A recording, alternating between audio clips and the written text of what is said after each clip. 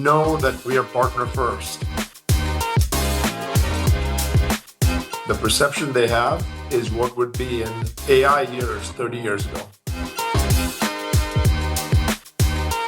Quality is priority zero. Hello and welcome to Cisco's SE-led AI Partner Podcast, where we put our partners in the hot seat. My name is Zain Mirza. I'm your host, and you guessed it, I'm an SE like many of you all. And folks, do I have a treat for you today? I'm joined by Jeetu Patel. He is Cisco's president and chief product officer. And Jeetu is one of those type of people who don't really need a last name. He's like Shaq, Kobe, or Elvis. So Jeetu, welcome in.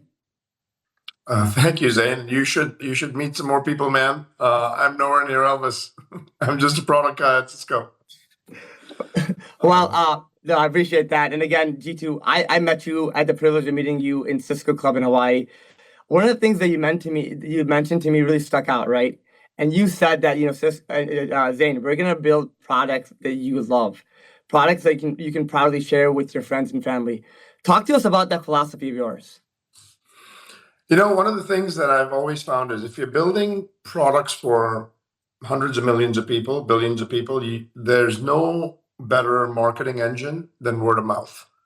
And the only way the word of mouth happens is if you actually emotionally move the user of the product, the administrator of the product in enterprise's case, so that their expectations are exceeded and they're just delighted by the product. And if you don't do that, then they don't talk about your product. And so if you want to get your product to scale, you got to get, there's a great line that Sam Altman used to use, which is, I'd rather that you have a few people love your product than many people like your product, because those few people that love the product will actually talk about it more, that it'll eventually get a lot of people to love your product. But you have to be obsessed about making sure that you build products that people love, that they can't resist talking to other people about. And if you do that, then you actually get your product to compound. And so it's a pretty simple rule that tends to work pretty well, that very few companies tend to follow, which is kind of, a bizarre thing. But like if you look at any product in history that's actually done really well with an exponential curve, it's because the product was amazing, that people loved it and they talked about it. Yeah, Jeetu, I love that you said that, because I think there's a certain, just proudness and swag we have as SEs now, selling this, talking to our customers. And I think I remember you mentioned something at GSX on stage, and you said, why is Apple, why do they stand out? It's the platform effect. You buy an iPhone, you buy an iMac, it's the experience. And I think we're now as SEs feeling that. And so when I go to work, I love it, because now, I believe in the product that we're kind of building, that your team is building. So I appreciate that. And we're just getting warmed up, man. There's a lot more to come. We will have had more innovation in 25 than we, by a multiple than we did in 24. And 24 was probably the year that we did more than we did the decade before. So I think the compounding effect continues. Yeah, and I think you're bringing in an amazing culture, and we're just drinking a Kool-Aid from our side of the house. So Jeetu, let's talk about something more personal. You've been a leader here at Cisco for a number of years, and you've stepped into the chief product officer, which is the first at Cisco.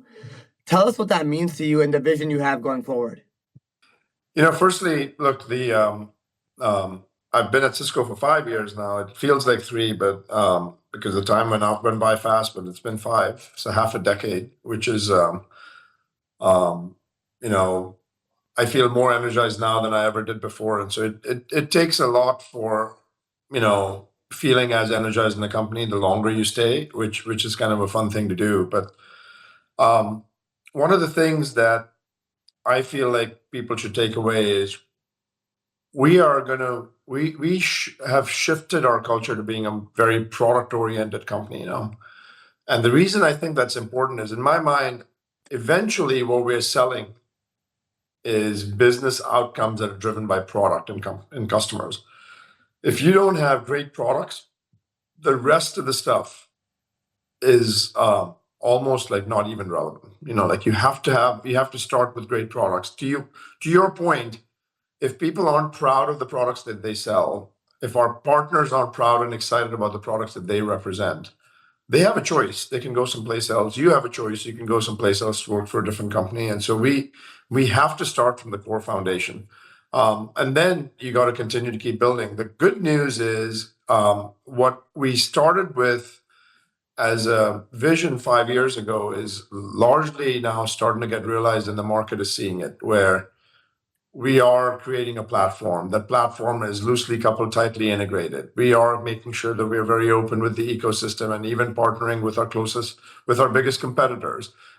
We're making sure that we create asymmetry in the market, where we're not just playing catch up in the market, but there are certain things that we're doing where we're creating categories. We're creating things that we're investing our R&D dollars in things that only we can, as Cisco, provide in the world. No one else would be able to provide them because of the uniqueness of perspective.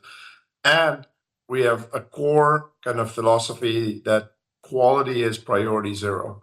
So in the areas where we might have a little bit of weakness in quality, just know that we have actually obsessed about that. And we're going to make sure that we chip away at those things, because none of the great innovation matters if the stuff doesn't work the way that you advertised.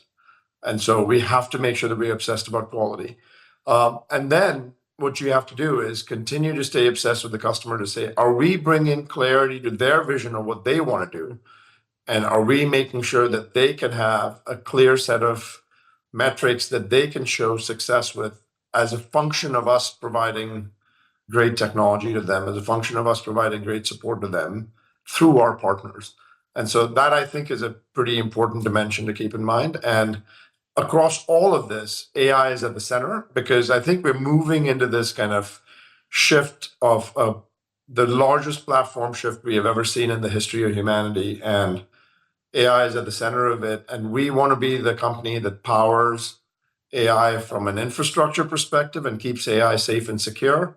And then we will provide applications for AI. But every layer of the stack, we should make sure that we're providing value with AI for customers. And that's actually, so essentially what we've become is, from a networking company, we've become an AI first secure connectivity company, secure networking company, and it's and a secure infrastructure company that customers are going to need in order to go out and capitalize on the AI movement, which I feel is the big shift that is occurring right now. And you'll see more and more of that every week that goes by. I was just in the Middle East. I'm going back again tomorrow to the Middle East. We're doing a lot of work over there. We're doing a lot of work in Europe. We're doing work globally. A lot of customers in the US. So I think there's just a lot of tempo and momentum right now. Yeah, Jeetu, I love that because, as SCs, we kind of see ourselves as a mile wide and a few inches deep. And the reality is we might be a mile wide, but we, coming from leadership and yourself, is that we have a unified vision, it looks like now. For the audience here, we did not prep this question, so this is kind of off the cuff. One thing I want to mention is, Jeetu, we heard from you in the leadership is that, security is baked into the network. Tell us a bit about what that means for us as SEs, and let's just talk about SE positioning for a second. Yeah. So if you think of what Cisco was known for, it was networking. And we wanted to make sure that we were very efficient in moving packets from point A to point B, and that's fantastic, because if your network is down, people just go home. It is the most critical service that you need. Like, lives are lost when the network is down. Like, if the network is down in the hospital, you cannot conduct dialysis. Like things happen and people lose their lives. So it's a very, very critical infrastructure service. It is impossible to deliver a network in today's day and age that is not secure, because then you're just selling dumb pipes. And so we happen to be the only company that is not only the largest networking company in the world, but also one of the largest security companies in the world. And you tie those two things together and magic starts happening. And what does it mean to tie those things together? The reality is about 2.5, 3 years ago, we took it upon us to say, we got to make sure that we bake security into the fabric of the network, which means that as your architecture shifts occur from a monolithic stack where perimeter-based security was the only way that you went out and secured an organization, to much more of a hyper-distributed stack, microservices, Kubernetes containers, Kubernetes clusters all over. What we needed to do was take the security stack, break it into thousands of piece parts, hundreds of thousands of piece parts. So in front of every microservice, every Kubernetes cluster, every Kubernetes container, you have a mini security stack that can be enforced and sprinkled, where your enforcement points are all over the network on a top of rack switch, on a server, or on an agent that's sitting right next to the kernel, and observing what's going on, so that every piece of traffic that actually originates on an endpoint that terminates on the host, we actually have visibility on what's happening over there. And so we started down this path, and we have come up with this tremendous architecture over the course of the past few years, which is this notion of a hybrid mesh firewall. Right. And the hybrid mesh firewall essentially says, regardless of the way in which you want to provide enforcement, if it's a firewall appliance, if it's a firewall that's virtual, that you're running in a cloud, if it's looking at traffic on a cloud that actually is egressing to your private data center, we're not just going to punch a hole. We're going to make sure that there's zero trust from an application to application. We acquired a company called Isovalent that has a product called Cilium, and Cilium as a product was fantastic for observability and what is happening in the host, so that you can figure out exactly how the traffic flow is occurring. We built a product called Hypershield on top of Cilium, so that now you have this distributed enforcement point. And then what we have is we have now started building smart switches, which have a DPU that can take Hypershield and run it on a smart switch. So that's a lot, by the way. And all of this is managed by the same management plane. And the beauty about this is you can start wherever you want, and then just over time keep adding these new pieces that just makes your security posture stronger and stronger. None of our competitors do this. None of them do this. They don't even have the technology. So where we used to be in the state 5 years ago, where we were like, okay, we have to catch up to our competitors. We are now in a state where we're defining categories where the competitors don't even have an easy way to catch up to us, because in order for some of our competitors to do what we do on the security front, they would have to go out and have a networking play that they don't have. And in order for the networking competitors to catch up, they'd have to have a security play. And they only do it with very distant loose coupling. And now you've got multiple different companies and where we have a common fabric and a way to go out and tie this together. So one of the biggest advantages of Cisco is we are an AI first secure networking company. Yep. And that actually improves your security posture. It improves the connectivity, and it allows you to use AI in the core foundation of what you're doing, so that you can not only use AI for machine scale defenses against the attacks that are coming in, but you're also using AI to secure AI itself. Sure. And so we now have a product called AI Defense, which is fully integrated into the platform that allows you to secure models that are a core part of the new stack that people are building with the model infrastructure. So long story short, a tremendously powerful full stack of everything from network infrastructure to security infrastructure to safety, and a meaningful management plane that is all going to be fully AI enabled and agentic in nature. It is the premier stack in the market at this point in time, and it's only going to get better over the course of the next month. This is the worst you'll see, as a lot of people say in AI, this is the worst you'll see the product in the history of the product. It's only going to get better from here. Yeah, I love that you said that, because you just look at that, something you mentioned with the Cisco AI readiness report, the report that we did. And you mentioned 97% of companies want to go with AI, but only 1.7 are ready for it. Mm-hmm. And it's because a company like us is a pioneer. We're not sitting on the sidelines like you always mentioned. So that makes us really, really excited from an SE perspective, because now I'm believing what we're selling, right? And it's the true end-to-end vision that we've always talked about, and now that we have. So again, but Zane, here's the challenge that we have, and I should tell the partners this as well. Our biggest challenge right now is that most people think of Cisco as a legacy company. And that's because their view of Cisco is what it used to be 2 years ago, 3 years ago. And 3 years in AI land is like 30 years.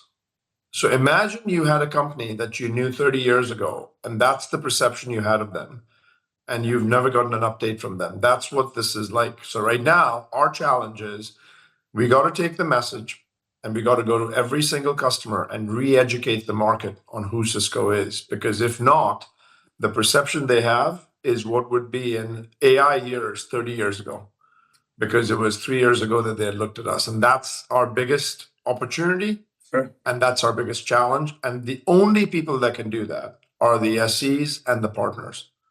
Those are the folks that are the ones that can actually get, because I think of myself as just a glorified SE at some point, because all I'm doing is doing an SE's job of representing the portfolio to customers, half of my time when I'm going and talking to customers. Yeah, no, really appreciate that. It's on us, right? So I'm excited to go to field and really have that discussion, because your grandfather's Cisco, that's not what we're talking about today. We're talking about a totally different machine, really. So Jeetu, first of all, as we go to our last question, I just wanted to first of all thank you for your time today. We talked about it a lot, right? So my last question, Jeetu, is you're talking to about 500 SEs, both internally and in the partner community. What is one key takeaway, or maybe more than one, that you want us to take from this conversation? Because we're excited. We're excited about where we're going, and we're excited for the leadership you're providing. My ask would be, number one, understand where the market is shifting and make sure that you think about conveying the story from the market in rather than the product out.